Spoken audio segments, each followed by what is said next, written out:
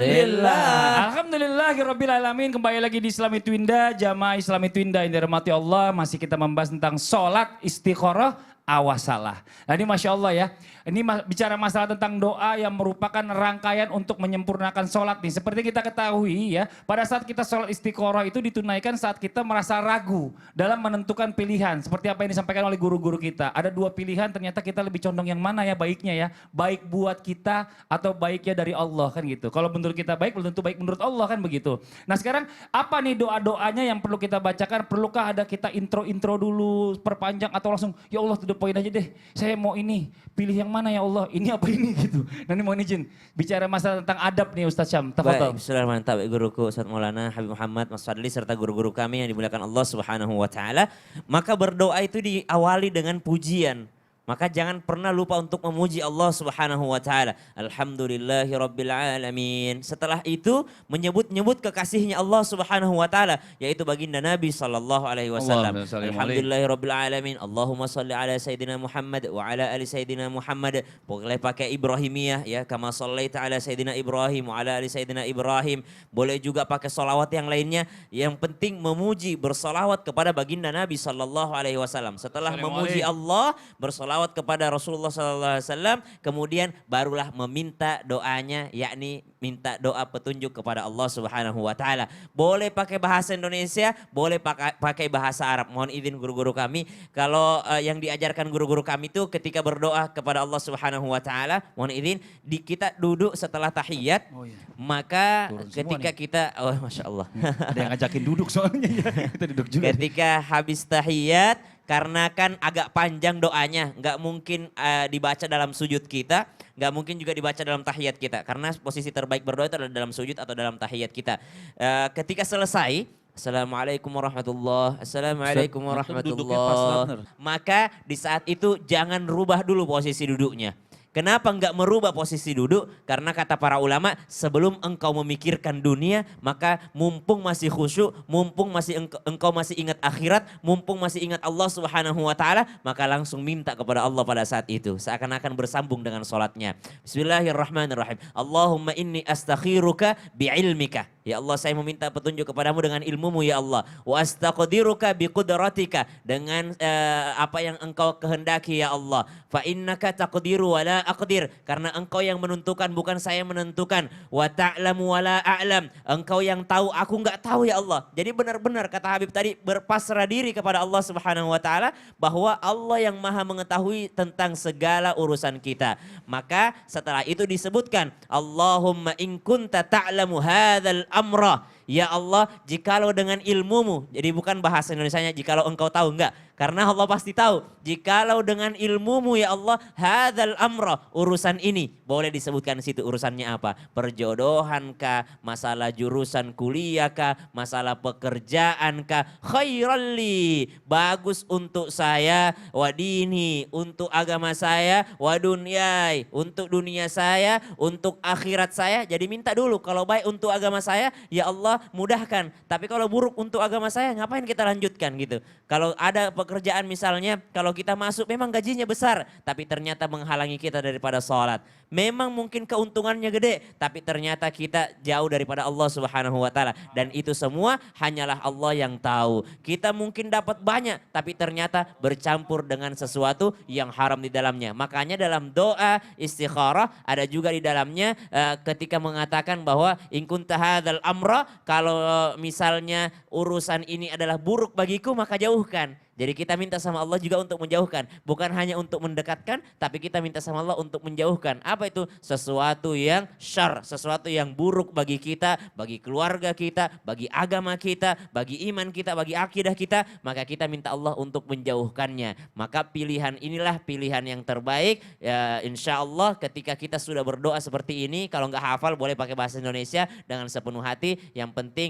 dengan adab. Mulai dengan pujian, kemudian dilanjut dengan sholawat, baru permintaan. Dan ditutup juga dengan apa? Dengan sholawat lalu diakhiri dengan pujian kepada Allah Subhanahu Masya wa taala. Allah. Nah ini bicara masalah tentang segala sesuatu yang baik dua-duanya. Tapi kalau satu baik satu nggak baik, nggak usah istiqoroh, ambil aja yang baik. Betul.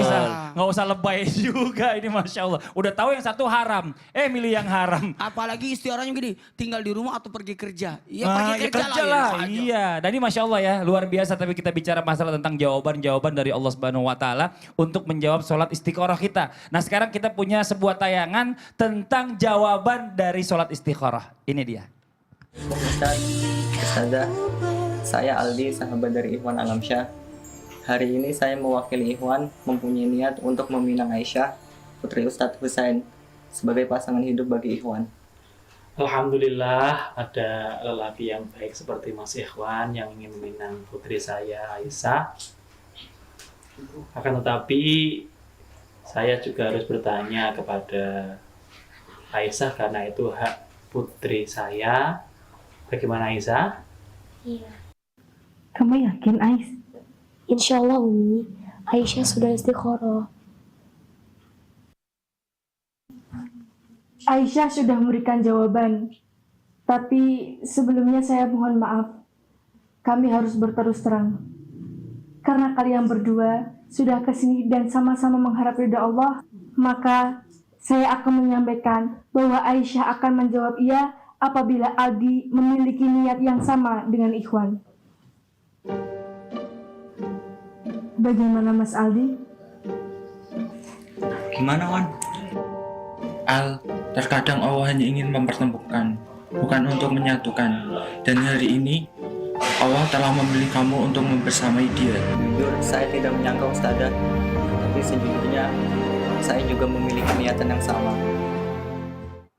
Ya ini salah satu kesalahan mungkin yang dilakukan sama anak muda. Kenapa Datang ngelamar bawa temen yang lebih ganteng. Ya udah kenalah temennya akhirnya yang dipilih. Kasihan besok-besok jangan begitu juga ya kan. Repot. Kita lagi bahas dari Jago tadi. Ustaz Sam. Iya. Kenapa? Yang diajak saya. Cari yang lebih tua. Iya. Masya Allah.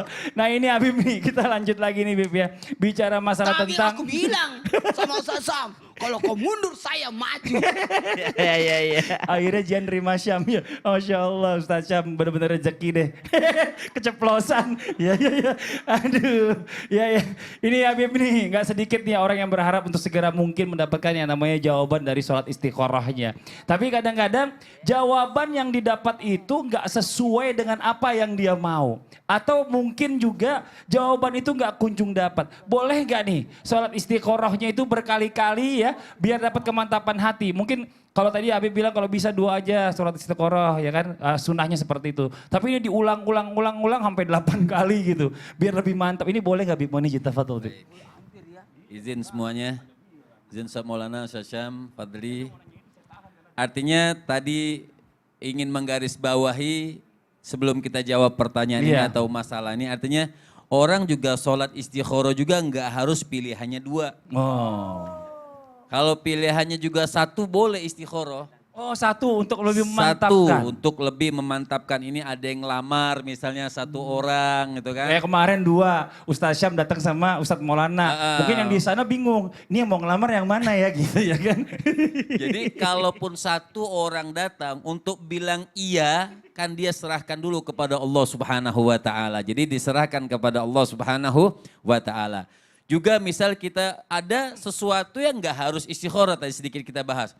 Misal orang berangkat haji, ngapain istikharah? Oh iya benar. Kan berangkat haji memang kewajiban dari Allah Subhanahu wa taala. Ketika dia punya uang, ya udah kewajiban berangkat haji, sudah berangkat haji, enggak harus juga istikharah. Karena itu memang kewajiban dari Allah Subhanahu wa taala. Jadi memang ada yang kita membutuhkan istikharah dan ada yang tidak, seperti yang sudah pasti baik. Kemudian yang sudah pasti haram, enggak juga, oh ini minuman keras, dah istikharah dulu mau minumnya kan enggak mungkin juga. Enggak mungkin, enggak boleh. Nah itu artinya memang dianjurkan, itu yang pertama.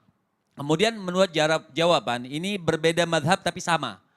Dalam madhab Imam Malik misalnya, diriwayatkan oleh Anas bin Malik.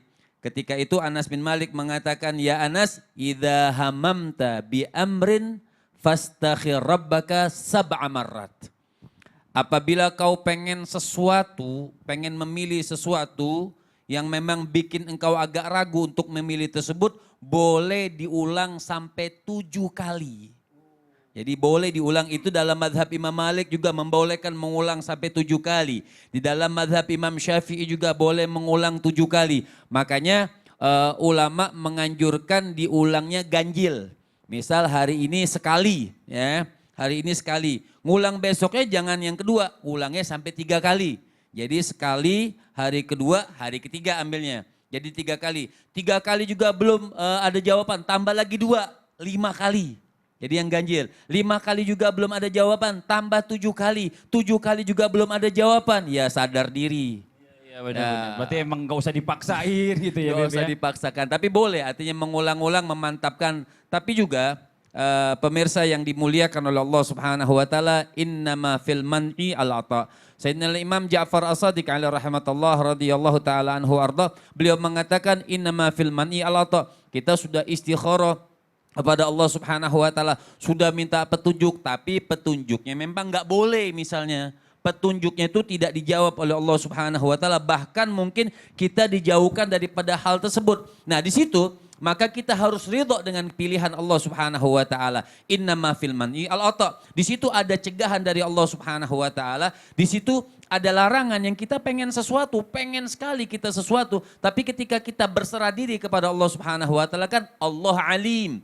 Allah lebih tahu dengan kebutuhan kita manusia. Kata Allah katakan, oh ini tidak pantas buat kau, oh ini tidak bagus buat kau, oh ini tidak cukup buat kau. Maka kita dijauhkan oleh hal tersebut oleh Allah Subhanahu wa taala. Maka di situ ketika kita ridho apa yang diberikan oleh Allah Subhanahu wa taala, Imam Ja'far mengatakan innama fil man'i al-ata. Di situ ada larangan dari Allah Subhanahu wa taala, sebenarnya di situ pemberian dari Allah. Masya Allah. Di balik larangan tersebut pemberian dari Allah. Itulah pemberian. Apa pemberian Allah Subhanahu wa taala? Kau tidak boleh melakukan itu. Itulah pemberian dari Allah Subhanahu wa taala. Jadi intinya istikharah awasalah, artinya awasalah di sini juga jangan memaksakan. Ketika Allah bilang tidak, ya tidak, kita katakan alhamdulillah.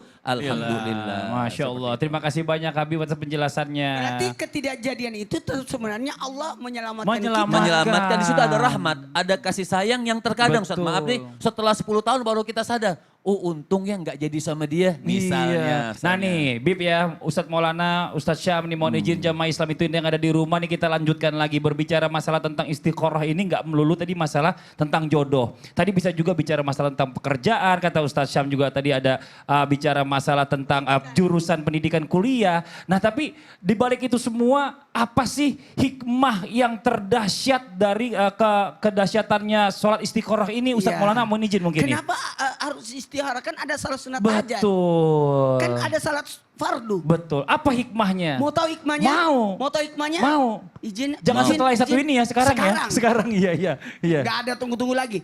Hikmah salat sunat istihara. Karena salat sunat istihara itu adalah salat yang dahsyat. Kalau ada kebutuhan silakan minta. Ada pilihan silakan. Maka ada beberapa hikmah di balik salat sunat istihara. Hikmah di balik salat sunat istihara adalah bagaimana bentuk penyerahan kita kepada Allah. Sekali lagi, menyerahkan hasilnya pada Allah. Kita ada kan kata-kata seperti ini. Kita boleh berencana, Allah yang menentukan. Kita boleh berencana, Allah yang menentukan. Makanya ketika kita menyerahkan kepada Allah, itu hikmahnya. Jadi segala urusan kita serahkan kepada Allah. Itulah tawakal yang luar biasa. Amin. Amin. Yang kedua adalah bentuk untuk apa? Menenangkan diri. Ketika kita salat sunat istihara, itu sebenarnya gini. Kita ya udahlah, karena yang menciptakan. Kan takdir itu sudah diatur 50.000 tahun sebelum Masya dunia Allah. diciptakan. Kemudian ketika kita di dalam perut ibu, kemudian setiap malam Lailatul Qadar, bahkan 2 malam. Malam nisfu Sa'ban dan malam Lailatul Qadar. Makanya salat sunat istihara ini luar biasa. Membuat kita menjadi tenang. Nah, karena memantapkan hati. Nih, yang ketiga ini jadi menenangkan, kemudian yang ketiga memantapkan hati. Jadi hati kan bolak-balik, kadang-kala kita aduh jadi nggak ya, maju nggak ya, memantapkan hati. Ya, salah satu memantapkan hati, ajak teman. Apa yang mana tuh? Ayo temani aku dong. Aku nggak enak. Gitu. Jadi salah satu bentuk memantapkan hati. Apa sih? Itu apa sih? Misalkan kalau pergi lamaran. Oh, nggak harus dijelasin dong, ya kan? Kita kan nggak tahu. Oh iya Kan nggak lah. diajak waktu itu. Ya, kalau diajak PR ya. Kalau banyak syarat-syaratnya kalau dia. Saya kan cuma syaratnya bawa cincin. Apalagi menjauhkan bisikan setan. Ketika kita salat sunat istihara, membuat setan tidak bisa ikut campur karena kita sudah serahkan kepada Allah. Sekali lagi, kita serahkan kepada Allah. Jangan pernah datang, kan kalau ke manusia kan boleh-boleh aja kita datang minta petunjuk. Yaitu guru. Guru, siapa lagi kita minta petunjuk? Orang tua, siapa lagi orang berpengalaman. Kalau masalah ekonomi saya bisa tanya sama Mas Fadli. Karena Mas Fadli sarjana ekonomi. Lulus? Lulus, Waduh. ya Allah lulus lah. Akuntan loh ini. Saya audit nih ntar nih. Kalau masalah Quran kita tanya sama Ustaz Sam karena jurusannya ahli tafsir. Kalau masalah hadis, masalah riwayat, masalah kitab fikih, Habib masalah Muhammad. ibadah, Habib Muhammad Masya Syafi'i. Allah. Kalau cerita saya lah Iya, keseharian. keseharian. Nah, dengan ini boleh juga ketika kita salat sunat istihara apa? Untuk memilih pertimbangan dari sisi agama. Mohon maaf, kita ini bukan apa-apa. Mohon maaf saya harus katakan seperti ini. Di atas gunung masih ada lebih tinggi dari gunung. Apa tuh? Pohon yang ada di atas gunung. Oh itu. iya benar lebih tinggi dia di atas gunung. Dia di atasnya lagi. Iya iya iya. Habib bingung nih Habib. Anda sudah jujur bahwa di atas langit ada langit. Iya, Langit, ya. Habib mau bilang Ini langit tadi. Jawaban yang salah. Daki yang di atasnya taruh bendera. Benderanya lebih tinggi dari gunung. Lebih tinggi daripada gunungnya. Ya terakhir, yakni bagaimana kita bisa ikhlas dan lurus ketetapan dari Allah. Jadi jangan pernah limaza, kenapa ya Allah, kenapa? Betul kata Habib tadi, kadangkala nanti 10 tahun baru tahu, oh untung saya tidak nikah sama dia. Jadi jangan, saya juga waktu menikah Umi Nora, saya selalu sunat istihara. Masya Allah. Dan itu mantap banget. Emang ada pilihan yang lain saat itu? Gak ada. Gak ada ya. Satu juga boleh. Iya sih kata Habib tadi satu juga boleh. Biar lebih mantap Ustadz. Kenceng banget tadi jawabnya. Biasa aja kan. Iya. Jadi keinget soalnya. Iya, jadi keinget. Jadi keinget, oh dulu yang mana tuh Tapi ya? gini, terima Anda kasih mau jawab? banyak Ustadz Maulana tadi atas penjelasannya. Ada hikmah di balik itu. Betul. Tapi ngomong-ngomong ini Ustadz ya. Oh iya. Ini saya ada dapat WhatsApp dari grup teman-teman saya. Dan ini bagus banget. Masa sih? Tapi gak enak kalau misalnya kita mau ngomongin sama Habib sekarang. Saya coba konsultasi dulu sama Ustadz Maulana. Mau kita kasih tahu juga sama jamaah yang ada di rumah. Aku lagi lihat juga nih, apa ada WhatsApp juga pada saya. Udah sini dulu izin Habib ya. Ustadz Syam Siap. izin sebentar ya. Boleh izin ya? Oh, boleh. Ustadz Maulana sini sebentar Ustadz. Aku ikut ya, aku ikut. Ustadz Maulana, Ya. ini saya lagi lihat grup WhatsApp komunitas saya nih ya. Ada yang share nih tentang kebaikan sedekah subuh. Emang bener ya? Kalau mau rezeki lancar dan mengalir terus itu bisa kita dapatkan dari bersedekah di waktu yang utama yaitu waktu subuh.